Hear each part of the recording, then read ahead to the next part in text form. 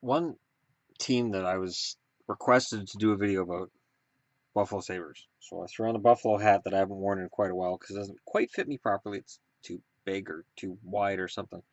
And my Buffalo jersey, which I love because it's ugly. Um, the thing is, with Buffalo, it's a matter of how do you fix this? How do you fix this?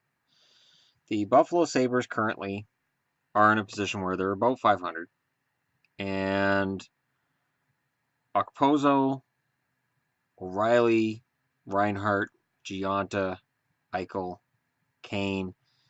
You're getting decent production out of these guys. Molson's got 9 power play goals, so he's worthy of sticking around. Foligno's good depth. But there's definitely a look to this team that maybe they're not quite there yet. And in terms of Reinhart, Reinhart's got 33 points in 54 games right now. He had 42 points last year in 79 games. So his improvement is incremental. And when a player's improvement is incremental, you got to kind of put an asterisk there. This guy may not pan out to be what we thought he was going to be. Now, in Reinhardt's case, I could be completely off base because it can often take 3 full seasons in the NHL before a guy reaches near his potential. And then year 4, they're good. So Reinhardt, I'm willing to give the benefit of the doubt. And he's been playing more wing than center, and at some point he'll get his time at center. O'Reilly's been good. O'Reilly, again, is one of those guys that I look at and I say he's good, but he's not a superstar. So if Buffalo is going to become a player in the Eastern Conference, where there's a lot of really good teams right now, they need that superstar. Eichel can be that superstar. Eichel has to work on his faceoffs. He has to work on his consistency. He's got a shooting percentage just below 10%, so that's just part of being a kid and some bad puck luck. Buffalo has the pieces. So, I mean, Eichel's there long term. Okposo's there on a long term contract. Reinhardt's there long term. And then after that, you kind of get sketchy. Like, is Marcus Foligno a long term guy for the Sabres? Probably, following in the footsteps of Mike Foligno, who was in the NHL for quite a while. But Alex Nylander is the number 1 prospect in this magazine here from last summer that I've got. Brandon Gooley is the number 1 prospect on the blue line. Hudson Fashing's there as a prospect. Justin Bailey after that. Justin Bailey's been playing with them this year. So in terms of their prospects, Nylander is the best guy they've got. And I don't know. I mean, I want to say, yeah, Nylander's just going to step in and be every bit as good as his brother being very underrated right now by people who seem to want to trade him out of Toronto. But it's impossible to say with a prospect until they've played in the NHL how they're going to play in the NHL. So, Nylander is probably part of the solution. This is where Buffalo's in trouble, and this is why when people say, "Oh, just tank," Buffalo's kind of become a cautionary tale too, because just tank, you end up with this. You end up with a situation where you have a young team. You have, like, on the blue line, Ristolainen's having a very good season. He's slowed down over the last month and a half, but he's young and he's playing a lot of hockey. 139 hits in 54 games, 126 block shots, and 86 attempted blocks. The guy has a very good all-around game. But after that, on the blue line, I mean, you got Cody Franzen, who is probably on his way out the door. McCabe is good. I wouldn't put him in the tremendous category. Taylor Fedun has played 23 games, 7 points. Never understood why Fedun doesn't get more games in the NHL, because he puts up decent point totals. Zach Bogosian, probably never going to be the player he was drafted to be. Grant is a depth forward with no goals. So that's why I was thinking, defense. It's like, oh no, Derek Grant's a forward, no goals. Zip. And last year he was signed out of Calgary. So, I mean, there's a lot of players here, like they just extended Falk for another, I think it was 650 grand they gave him. There's a lot of things in Buffalo that need to improve. And I'm not sure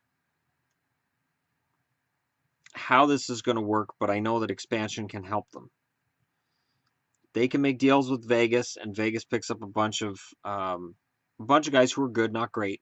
Buffalo can probably take a couple of those guys from middle round draft picks, or secondary prospect, and maybe beef themselves up quicker. In net, I think they're okay. I think Lehner's been good, uh, and Nilsson's been good, and then they've got Ullmark down in the minors as well. And Ullmark, I honestly am kind of surprised Ullmark wasn't up with the team this year, because Ullmark's numbers last year, 8-10-2, 9-13 save percentage in 20 games. It's not bad. It's not bad for a guy who's a sixth round draft pick. So in terms of fixing Buffalo, I think they need to win the draft lottery and draft Nolan Patrick. And I understand that they've got Eichel and they've got O'Reilly and they've got Reinhart, but another center could help them, because they've already got Reinhart playing on the wing, and it's always good to have extra players. Redundant centers are good. It's like you can never have too much depth down the middle. You can never have too much depth on the blue line. And I honestly believe you need at least 3 deep goaltending. Because when you've got 2 goaltenders and then nothing in the minors, you're kind of hosed. So Ullmark, I honestly think, is going to come in next year as the backup. And I don't know whether they're going to get rid of Lehner or Nilsson. Because, Lehner's the more expensive option, and their numbers are very similar. But Nilsson hasn't established himself at any point in his career as a potential starter, and you're running a great risk there. Sorry, just my phone's going nuts here. Let's take a quick look. Oh, it's not my phone, it's hers. Okay. Yeah, it's not my phone, it's hers. It's her tablet in the corner going nuts. All right. So the Buffalo conundrum is this: who do you keep? Who do you get rid of? Do they need more veterans? Do they need to take a Gionta, a Molson, and a Kane and just rent them all out? Do you find anybody to take Molson at this point? I don't think you do. You might find a taker for Kane. Kane's played well enough that I think somebody will take a shot at him, probably Vancouver. And in terms of Gionta, he's played relatively well. He's been one of the better forwards. And you can probably find a taker for him. But then it's a matter of replacing these guys. See, it's that, like I said, it's that mushy middle.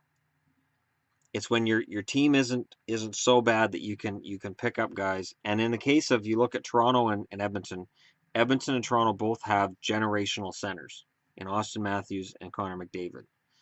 The Maple Leafs also took a whole lot of prospects and gathered them all together and waited until this year to bring some guys up who might have been ready in it last year. Buffalo doesn't have that. I don't see Buffalo having that tremendous depth in terms of prospects and in terms of youth, and I'm not sure where it goes. Like, I know there was an article today about Kulikov. Kulikov could be a rental at the deadline. Okay, I don't see anything right now in Buffalo that I look at and I say, okay, they're going to be in the playoffs next year. They're going to be contenders because Reinhart hasn't shown it yet. He's not consistently.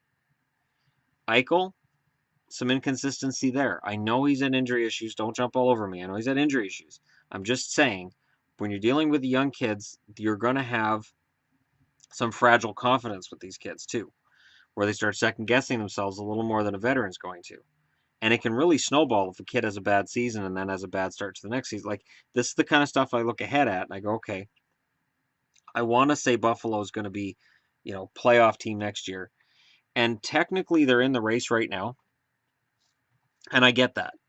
I totally get that. I totally get that they're technically still in the race. They're 6 points back. And they've got games in hand on Boston, who hold that last wildcard spot. But when you look at the underlying numbers, they're not really close. Okay?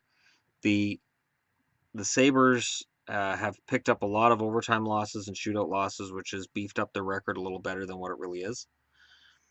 And I think it's one of those things where I look and I go, okay, is Eichel, Nylander, Ristolainen, Are they building themselves up to be a contending team or just a wild card team? And that's the key. So that's to me where Buffalo is right now, and it's not a fun place to be. Because for every, everybody talks about Chicago and Pittsburgh, and now they're talking about Toronto, like, oh, this is how you do it.